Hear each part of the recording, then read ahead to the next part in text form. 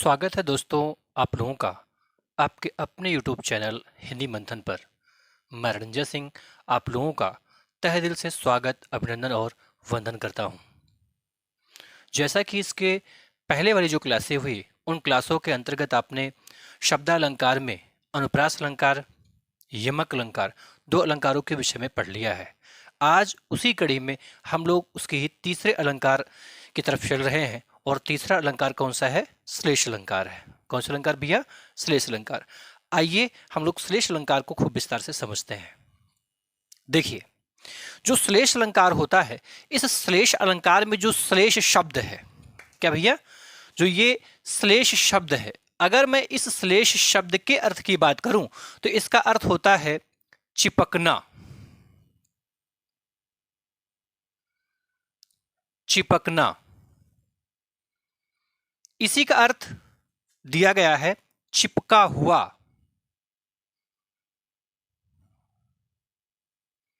चिपका हुआ, चिपका हुआ। ठीक है। कहने का अभिप्राय यह है कि जो श्लेष अलंकार होता है, उस श्लेष अलंकार के अंतर्गत जो शब्द आता है, उस एक शब्द के चिपके हुए ढेर सारे अर्थ निकलते हैं। चिपके हुए ढेर सारे अर्थ निकलते हैं। आइए इसकी परिभाषा का निर्माण करें। परिभाषा,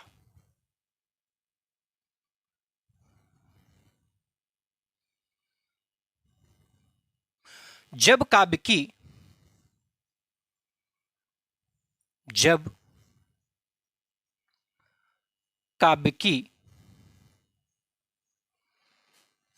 किसी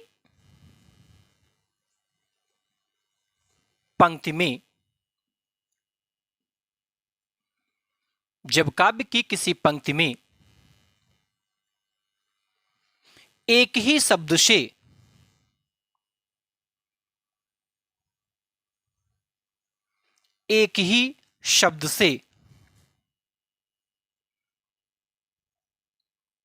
शब्द से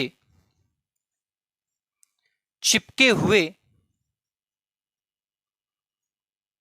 देखिए चिपके का अर्थ यहां पर ध्वनित होता है भैया। क्या अर्थ होता है? ध्वनित।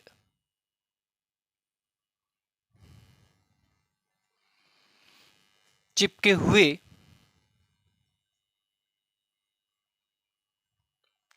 हुए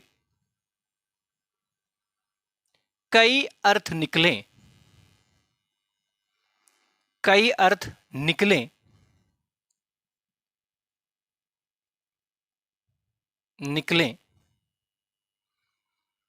तो वहां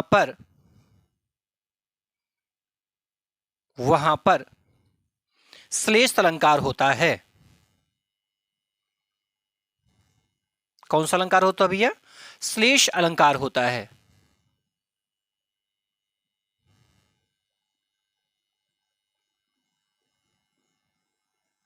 है। श्लेष अलंकार होता है। क्या मैंने कहा कि जब काव्य की किसी पंक्ति में, ध्यान रहे, एक ही शब्द से, कितने शब्दों से भैया? एक ही शब्द से चिपके हुए कई अर्थ निकले। ये बात ध्यान में रखना भैया, एक अर्थ नहीं वरन कई अर्थ निकले, तब वहां पर होता क्या है? तब वहां पर होता है भैया श्लेष अलंकार। बात समझ में आई? यदि आपसे पूछा जाए कि श्लेष का अर्थ क्या होता है, तो श्लेष का अर्थ चिपकना भी होता है और श्लेष का अर्थ जो होता है वो चिपका हुआ भी होता है। अर्थात जब एक ही शब्द से, जब काव्य की किसी पंक्ति में एक ही शब्द से चिपके हुए ढेर सारे अर्थ ध्वनित होते हैं या निकलते हैं, तो उनको ही हम क्या कहते हैं? तो उनको ही हम श्लेष अलंकार कहते हैं। क्या कहते हैं? श्लेष अलंकार कहते हैं। दूसरी महत्वपूर्ण बात, ये जो श्लेष अलंकार होता है भैया, यदि पूछा जाए ये जो श्लेष अलंकार होता है, ये श्लेष अलंकार कितने प्रकार का होता है, तो श्लेष अलंकार वास्तव में दो प्रकार का होता है। कितने प्रकार का होता है? 2 प्रकार का होता है। ध्यान रहे, जिसमें से जो पहला प्रकार है, उस पहले प्रकार को हम लोग कहते हैं अभंग श्लेष। क्या कहते हैं भैया? अभंग श्लेष। अभंग श्लेष। और दूसरे को हम लोग कहते हैं सभंग श्लेष। क्या कहते हैं भैया? सभंग श्लेष। सभंग श्लेष। देखिए, इनके प्रकारों को जानकर के आपको परेशान होने की आवश्यकता नहीं है कि सर ये श्लेष ही नहीं समझ में आता जल्दी से, तो ये फिर अभंग और सभंग कैसे समझ में आएगा? देखिए, हर चीजें आपके समझ में आएंगी, बस आपको ध्यानपूर्वक इन्हें देखते हुए चलना है और कोशिश करना है इनको समझने की।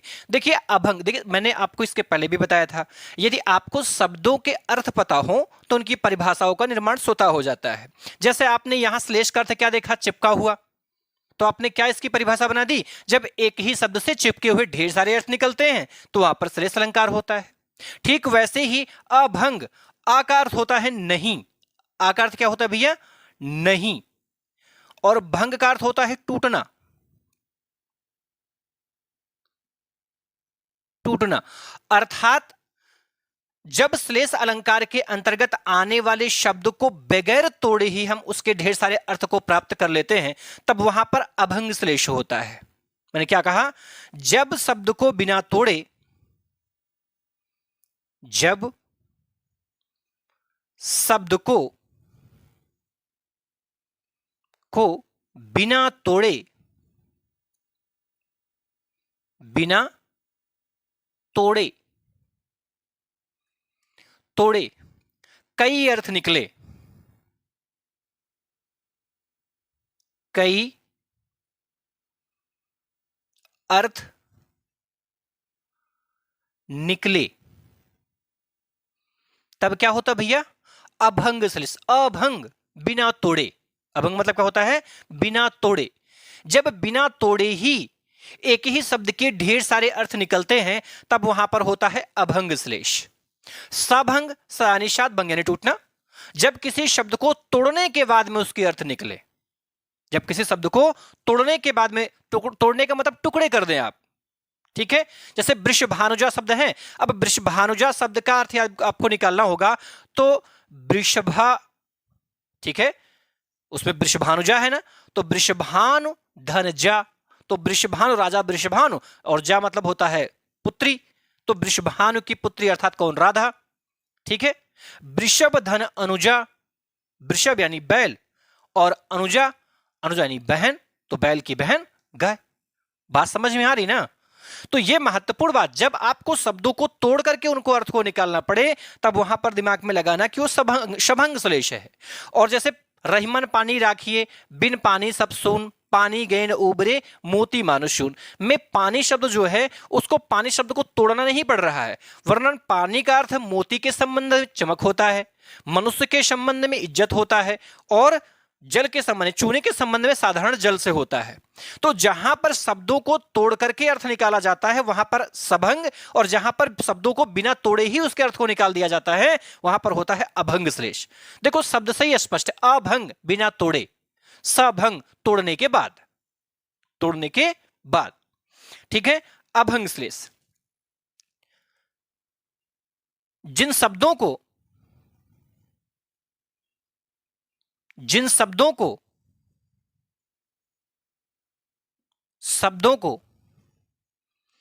तोड़ने के बाद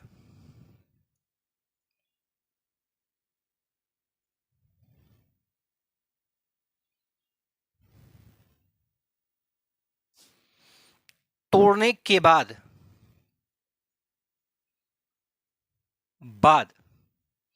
कई अर्थ निकले, कई अर्थ निकले। देखिए, जो शब्द अर्थात जो जिन शब्दों को, जिन शब्दों को बिना तोड़े कई अर्थ निकले। यहां पर जो न लिखते हुए जिन कर दीजिए। जिन शब्दों को, तो एकदम स्पष्ट हो जाएगा। जिन शब्दों को बिना तोड़े कई अर्थ निकले। जिन शब्दों को बिना तोड़े ही कई अर्थ निकले, वहां पर तो होता है अभंग श्लेष। क्या लिखा आपने? जिन शब्दों को बिना तोड़े ही कई अर्थ निकले, वहां पर तो होता है अभंग श्लेष। और जिन शब्दों को तोड़ने के बाद कई अर्थ निकले, वहां पर होता है सभंग श्लेष। क्या होता भैया? सभंग श्लेष होता है। ध्यान से समझिए। आपसे पूछा जाए श्लेष का अर्थ क्या है, तो श्लेष का अर्थ होता है चिपकना या चिपका हुआ। श्लेष किसे कहते हैं? श्लेष की परिभाषा बताइए श्लेष अलंकार की। तो जब काव्य की किसी पंक्ति में एक ही शब्द से चिपके हुए ढेर सारे अर्थ निकलते हैं, तब वहां पर श्लेष अलंकार होता है। दूसरी महत्वपूर्ण बात कि ये कितने प्रकार का होता है, तो भैया ये 2 प्रकार का होता है। कितने प्रकार का होता है? 2 प्रकार का। पहला है अभंग श्लेष, दूसरा है सभंग श्लेष। दूसरा क्या भैया? सभंग श्लेष है। ठीक है, ध्यान रहे। जब किसी शब्द को तोड़कर किसी शब्द को तोड़ करके हम ढेर सारे अर्थ निकालते हैं, तब तो सभंग होता है। और जब हम किसी शब्द को बिना तोड़े ही ढेर सारे अर्थ उसके निकालते हैं, तब वहां पर क्या होता है? तब वहां पर होता है अभंग श्लेष। अभंग मतलब शब्द को बिना तोड़े अर्थ निकालें, शब्द को बिना तोड़े अर्थ निकालें। और सभंग शब्दों को तोड़ करके अर्थ निकालें। बात समझ में? आप नॉर्मल वे में समझिए। अभंग मतलब होता है शब्दों को बिना तोड़े अर्थ निकले, और सभंग शब्दों को तोड़ करके अर्थ निकाला जाए। अभंग बिना तोड़े अर्थ निकाला जाए, और सभंग तोड़ करके अर्थ निकाला जाए। बात समझ में आई? आगे मैं जब पंक्तियां बताऊंगा, इनके उदाहरण बताऊंगा, तो वो चीजें स्वतः ही स्पष्ट हो जाया करेंगी। बात समझ में आ रही ना? चलिए, अब आप इसका एक स्क्रीनशॉट लीजिए, और इसके आगे की चीजों की चर्चा मैं अगले क्रम में करता हूं। लीजिए आप इसका स्क्रीनशॉट।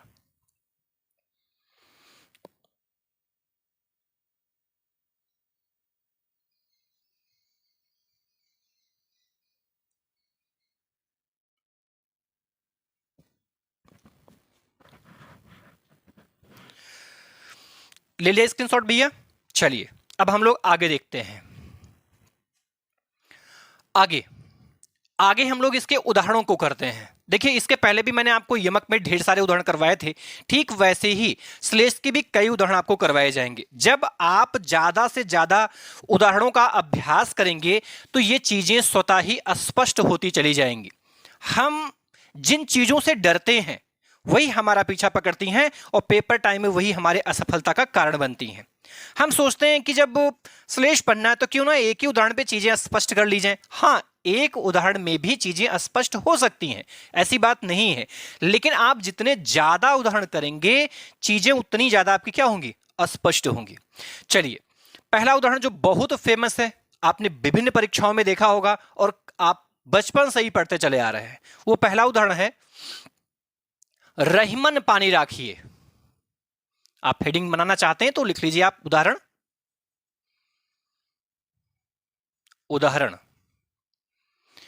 ठीक है, उसमें पहला उदाहरण है रहीमन पानी राखिए। रहीमन पानी राखिए।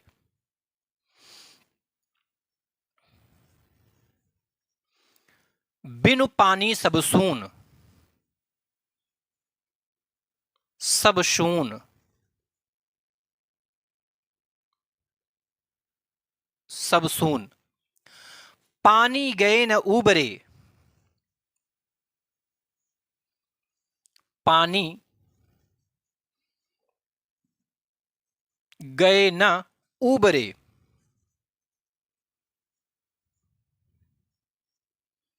उबरे मोती मानुष, मानुष चून, चून। मोती मानुष चून। एक बात और बता दें हम, आप से इसमें छंद भी पूछे जा सकते हैं पेपर में, है ना।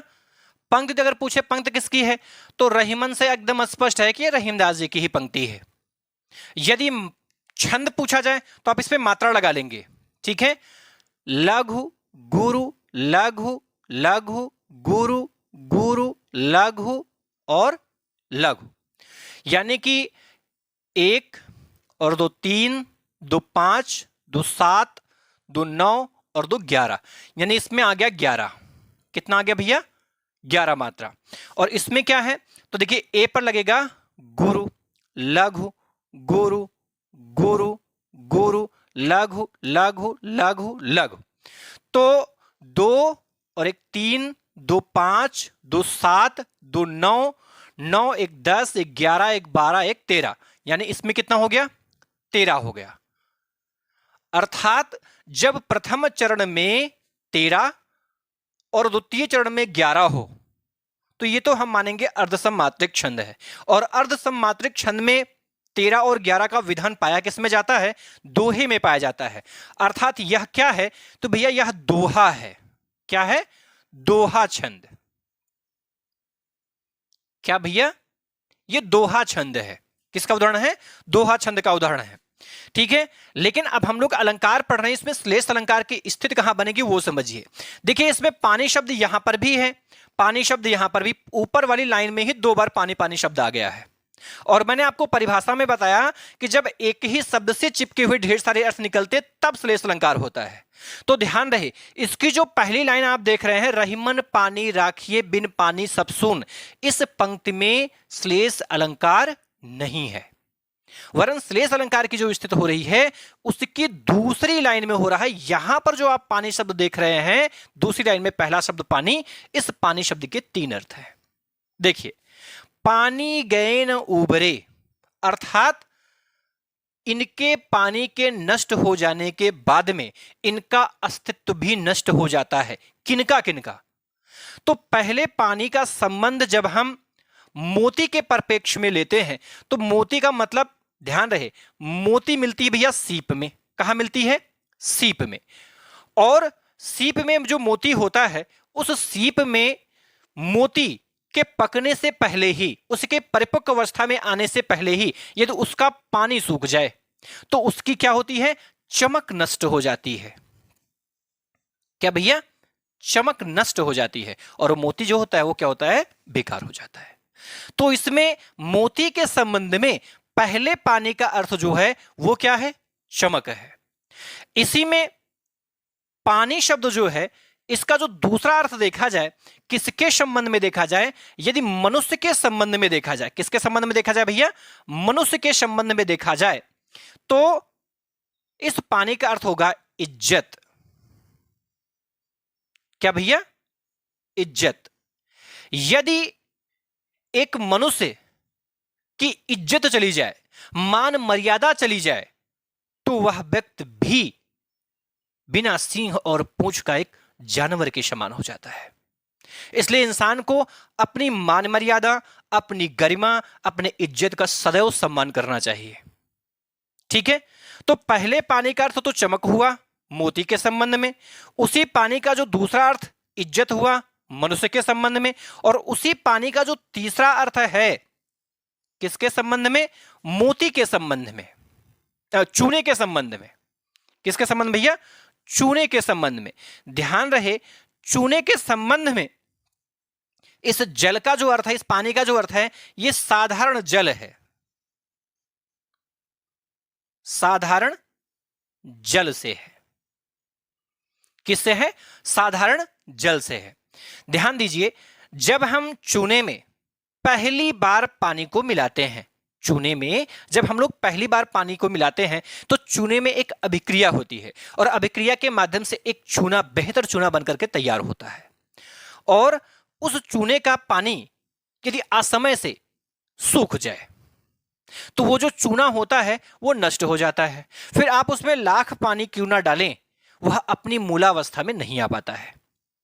इसलिए आपने देखा होगा, जो पनवाड़ी लोग होते, जो पान लगाते हैं, वो समय समय पर पान के पत्ते का पान, जो पान का पत्ता होता है उस पर पानी देते रहते हैं।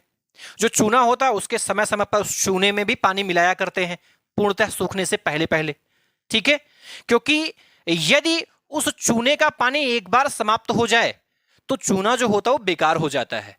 ठीक है, तो ये पानी के तीन अर्थ निकले। अच्छा, एक बात और, मैंने आपको बताया था जब शब्दों को तोड़ करके अर्थ निकाला जाए तब तो होता है क्या, सभंग श्लेष, और जब शब्दों को बिना तोड़े ही अर्थ निकाला जाए तब वहां पर क्या होता है, तो वहां पर होता है अभंग श्लेष।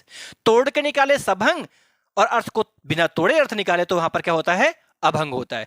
अब बताओ यहां क्या पानी शब्द को मुझे तोड़ना पड़ा, पा धन नहीं करना पड़ा? नहीं, हमने इसको बगैर तोड़े ही इसके अर्थ को निकाला।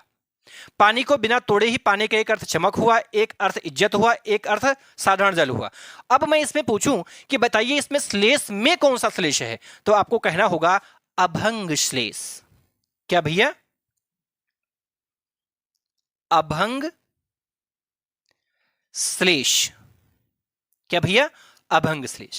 अभंग श्लेष का मतलब होता है जब हम किसी शब्द को बिना तोड़े ही उसके कई अर्थ प्राप्त कर लेते हैं तब वहां पर होता है अभंग श्लेष। बात समझ में आई? चलिए, आप इसे समझ में आ गया तो आप इसका एक स्क्रीनशॉट लीजिए। अब मैं दूसरे उदाहरण किसको ले लेता हूं, सभंग को ले लेता हूं, जिससे अभंग और शभंग और साथ ही साथ श्लेष दोनों ही स्पष्ट हो जाए। ध्यान रहे। अच्छा, इसमें भ्रम आने की जरूरत नहीं। अगर मान लीजिए वो अभंग और सभंग श्लेष नहीं पूछता है, केवल पेपर में पूछता कि इसमें श्लेष अलंकार है या नहीं है, तो आपको तुरंत कहना होगा हाँ सर इसमें श्लेष अलंकार है। लेकिन अगर उसी में पेपर को और क्लिष्ट करना चाहे और आपसे पूछे कि नहीं बताइए इसमें श्लेष अलंकार में कौन सा श्लेष है, इसमें अभंग श्लेष है, इसमें शभंग श्लेष है, इसमें अभंग और शभंग दोनों श्लेष है और इनमें से कोई श्लेष नहीं है, तो आप क्या बताओगे? तब इसमें कहोगे कि इसमें भैया अभंग श्लेष है। बात समझ में आ गई? चलिए आप इसका स्क्रीनशॉट लीजिए, मैं फिर दूसरे उदाहरण की चर्चा करता हूं।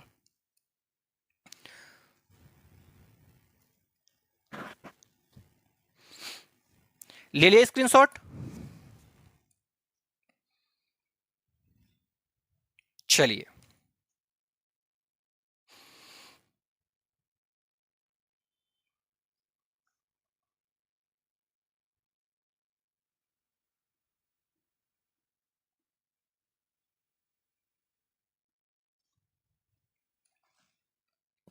चलिए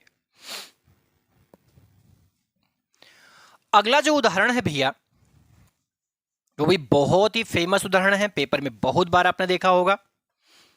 वो है चिर जीवो जोरी जुरे क्यों ना स्नेह गंभीर, क्यों ना स्नेह गंभीर, को घटिए वृषभानुजा वे हलधर के बीर। ध्यान दीजिए, चिर जीवे, चिर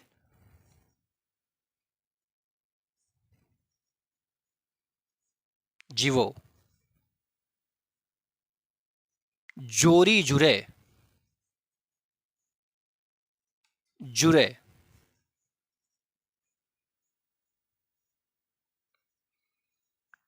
क्यों ना स्नेह गंभीर, स्नेह गंभीर, क्यों न स्नेह गंभीर। चिर जीवो जोरी जुरे क्यों न स्नेह गंभीर, को घटिए वृषभानुजा, को घटी ए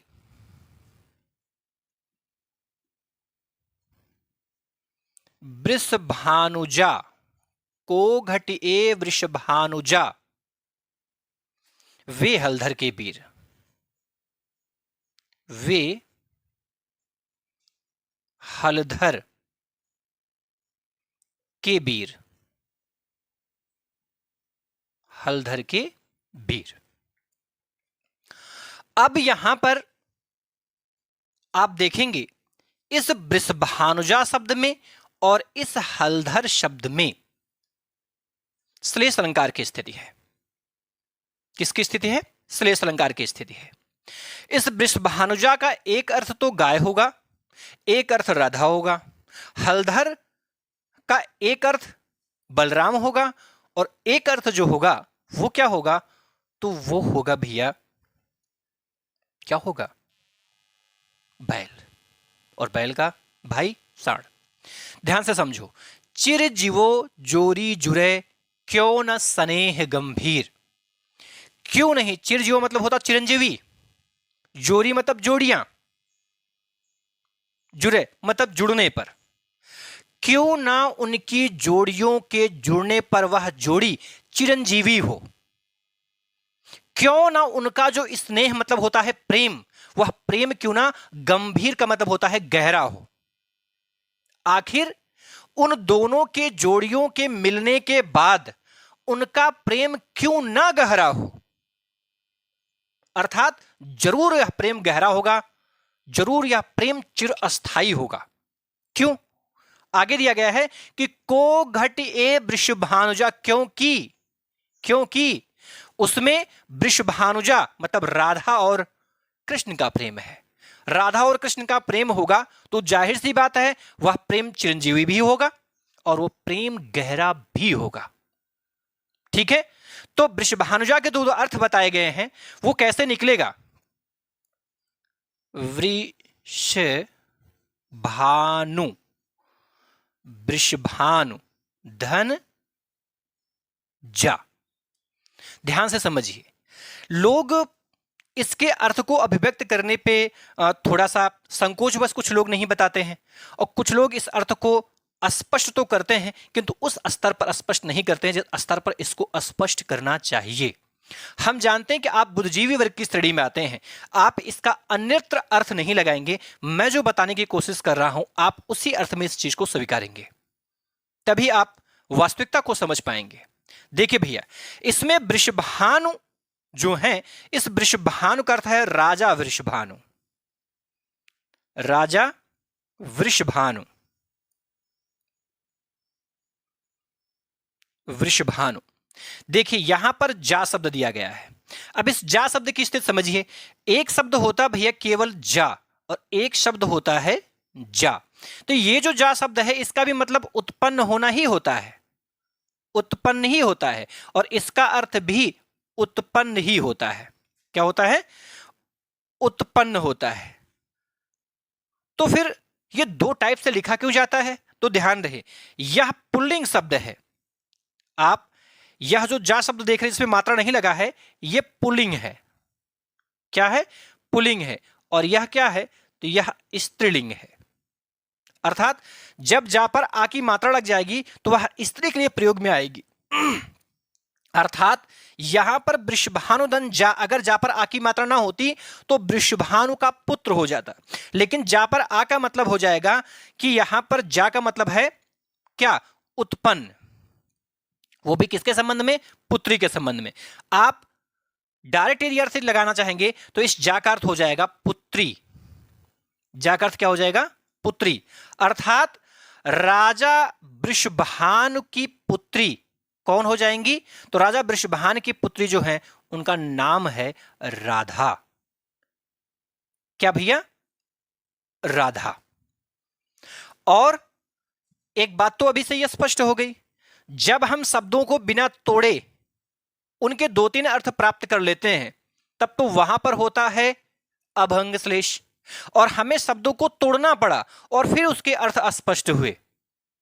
जब हमने वृषभानुजा शब्द को तोड़ा तब जाकर के हमको राधा मिला, वृषभानु धन जा करने पर। तो जब शब्दों को तोड़ करके अर्थ को ग्रहण किया जाए तब वहां पर श्लेष में कौन सा श्लेष होगा, तब वहां पर हो जाएगा सभंग श्लेष। अर्थात ये जो उदाहरण है वो सभंग श्लेष का उदाहरण है। आगे समझते हैं। देखिए हलधर, हलधर,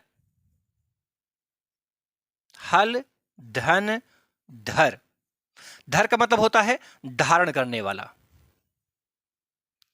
धारण करने वाला। तो हल को धारण करने वाले जो देव हैं उनका नाम है बलराम। क्या भैया, बलराम। आपने देखा होगा भगवान श्री कृष्ण, भगवान विष्णु का जो प्रिय दिव्यास्त्र है वो सुदर्शन है। बलराम का जो दिव्यास्त्र है वो क्या है, हल है। परशुराम का फरसा है। तो ठीक वैसे ही जो हलधर माने जाते हैं कौन माने जाते हैं? बलराम। अच्छा एक बात और, यहां पर वीर शब्द दिया गया भैया, इस वीर का अर्थ होता है भाई। क्या अर्थ होता है भैया? भाई। अब आप हमें बताएं कि बलराम का भाई कौन था? कृष्ण थे ना। बलराम के भाई कौन थे? कृष्ण। बलराम के भाई कौन थे? कृष्ण। अब ध्यान से समझो, अगर चिर जीवो जोरी जुरे क्यों न स्नेह गंभीर, अगर राधा और कृष्ण की वह जोड़ी है, अगर वह राधा और कृष्ण की जोड़ी है, तो वह जोड़ी क्यों ना चिरंजीवी हो, और क्यों ना उन दोनों के मध्य का जो प्रेम है वो गहरा हो। अर्थात जरूर वो गहरा होगा। अर्थात यहां पर वृषभानुजा का जो पहला अर्थ हुआ वो राधा, और जो हलधर का अर्थ हुआ वो क्या हुआ भैया? कृष्ण अर्थ हुआ। ये पहला इसका अर्थ रहा। इसी के दूसरे अर्थ को यदि हम लोग समझें, तो जो वृषभानु शब्द है उसका एक अर्थ और भी निकलता है, वृषभ धन अनुजा। अब फिर समझो वही चीजें, एक शब्द होता भैया अनुज, एक शब्द क्या होता है? अनुज, और एक शब्द होता है अनुजा। क्या शब्द होता भैया? अनुजा। तो ये पुल्लिंग है, ये पुल्लिंग शब्द है, और ये शब्द क्या है? स्त्रीलिंग शब्द है। इस अनुज का अर्थ तो होता है भाई, ठीक है? क्या अर्थ होता भैया?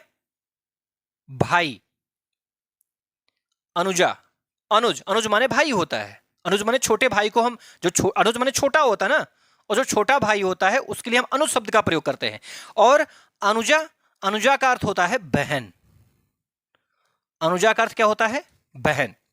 वृषभ का अर्थ क्या होता है? तो वृषभ का अर्थ होता है बैल। क्या अर्थ होता है? बैल। और अनुजा माने क्या होता है? बहन। क्या होता है? बहन। अब बैल की बहन किसे माना गया है? तो बैल की बहन माना गया है भैया गाय को। किसे माना गया है? गाय को। तो पहला अर्थ तो हो गया राधा, और दूसरा अर्थ क्या हो गया? गाय। वृषभानुजा का पहला अर्थ राधा और दूसरा अर्थ क्या हो गया? गाय। अब हलधर का भी आप दूसरा अर्थ देखें। हलधर का अर्थ क्या होता है? हल को धारण करने वाला। हल को धारण करने वाला, करने वाला। अर्थात हल को कौन धारण करता है? गाय? सांड? नहीं भैया, हल को बैल धारण करता है। किसान जब खेत को जोतता है तो उसमें जो हल होता है उस हल को कौन धारण किया रहता है? बैल धारण किया रहता है। इसलिए हलधर का जो दूसरा अर्थ है, पहला अर्थ तो हलधर का हो गया बलराम, और दूसरा अर्थ क्या हो गया? बैल। लेकिन बलराम के भाई कृष्ण, किंतु बैल का भाई कौन? बैल का भाई कौन? तो बैल का भाई माना जाता है सांड। कौन भैया? सांड माना जाता है। अर्थात पहला अर्थ जो हुआ हलधर के वीर का वो तो हुआ कृष्ण, और जो दूसरा अर्थ हुआ वो क्या हुआ? तो वो हुआ सांड। बात समझ में आई? तो यहां पर शब्द के दो अर्थ निकल रहे हैं। वृषभानुजा का पहला जो अर्थ है राधा, और दूसरा अर्थ जो है वो गाय। हलधर के वीर का पहला अर्थ कृष्ण, और हलधर के वीर का जो दूसरा अर्थ है वो है सांड। और आपको इन शब्दों को तोड़ करके अर्थ निकालना पड़ रहा है, इसलिए इसमें जो अलंकार होगा कौन सा अलंकार माना जाएगा? तो इसमें जो अलंकार है वो है भैया सभंग श्लेष। सभंग श्लेष। कौन सा भैया? सभंग श्लेष है। बात समझ में आया कि इसके पहले वाले में अभंग श्लेष क्यों हो रहा था, इसमें सभंग श्लेष क्यों हो रहा है? अभंग श्लेष जब शब्दों को बिना तोड़े ही उसके कई अर्थ निकले तब वहां पर होता है अभंग श्लेष, और जब हम शब्दों को तोड़ करके उसके कई अर्थ निकालते हैं तब वहां पर होता है सभंग श्लेष। अब आप इसका एक स्क्रीनशॉट लीजिए और इसके आगे की चीजों की चर्चा अगले क्रम में करते हैं। लीजिए आप भैया स्क्रीनशॉट इसका।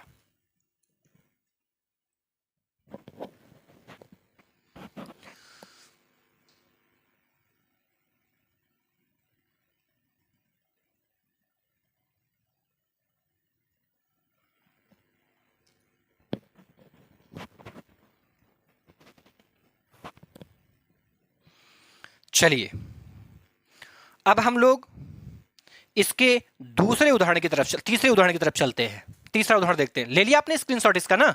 चलिए अगला उदाहरण देखते हैं भैया।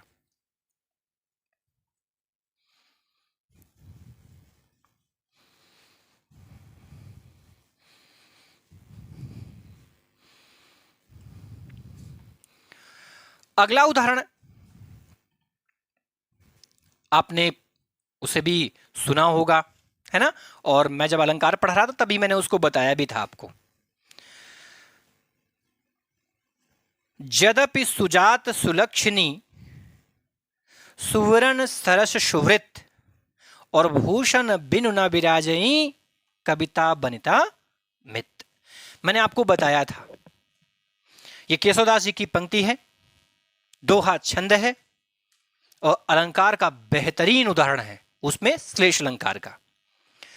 क्या है भैया कि यद्यपि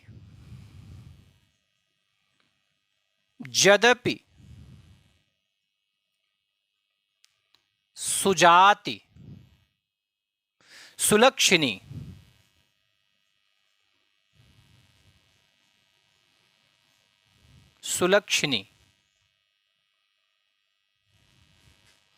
सुवर्ण सरस सुवृत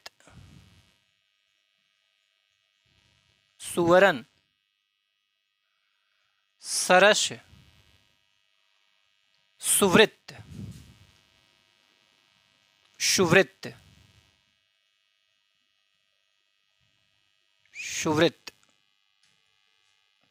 भूषण बिनु न विराजई, भूषण बिनु न विराजई,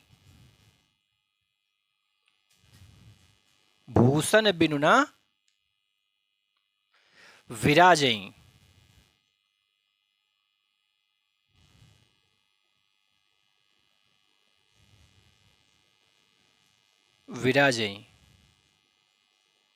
भूषण बिनु न विराजई।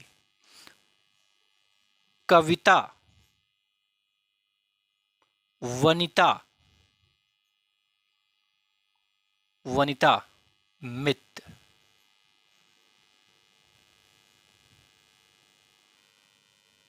कविता का अर्थ काव्य, वनिता का अर्थ स्त्री और मित्र का अर्थ मित्र।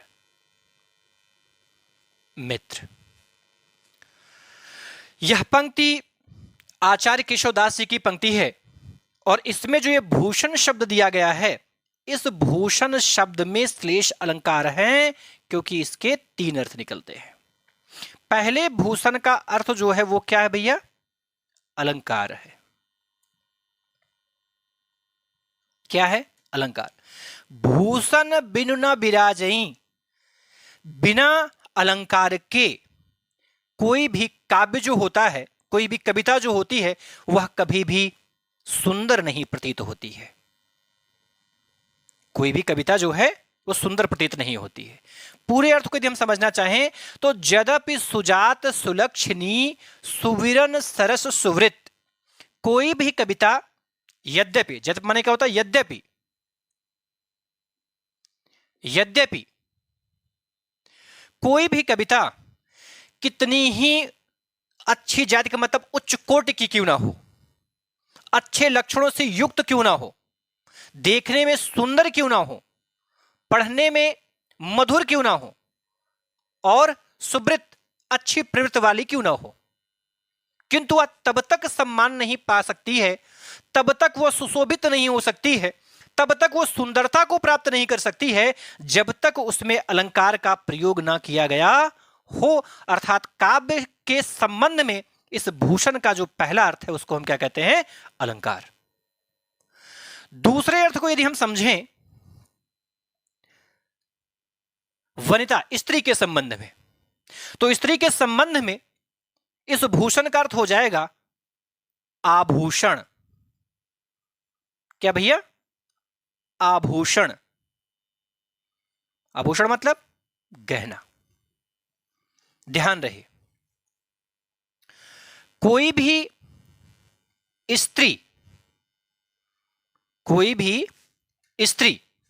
यद्यपि कोई भी स्त्री उच्च जाति की क्यों ना हो, सुंदर लक्षणों से युक्त क्यों ना हो, सुंदर वर्ण की क्यों ना हो, मृदुभाषी क्यों ना हो, अच्छे वृत्तियों वाली क्यों ना हो, किंतु उसे तब तक उसकी शोभा नहीं बढ़ सकती है, तब तक उसे सम्मान नहीं मिल सकता है जब तक भूषण बिनु न विराजे, जब तक वह आभूषणों अर्थात गहनों से सुशोभित न की गई हो, सजाई न गई हो, तब तक उस स्त्री को भी सम्मान नहीं मिलता है।